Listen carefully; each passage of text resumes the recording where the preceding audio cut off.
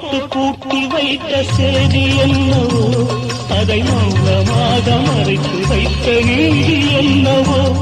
நீ நிலவு போல தேய்ந்து போக நெஞ்சம் தாங்குமா? உன் நிலைமை இன்று தெரிந்த பின்பும் கண்கள் தூங்குமா? நான் கொண்ட பூச்செண்டை நோய் கொண்டு போகாமல் காப்பே. என் ஜீவன் நான் தந்து உன் ஜீவன் நலம் வாழ பார்த்தேன். இன்னும் சொல்லவா, சொன்னால் துன்பம் அல்லவா? இன்னும் சொல்லவா, சொன்னால் துன்பம் அல்லவா? இன்னும் சொல்லவா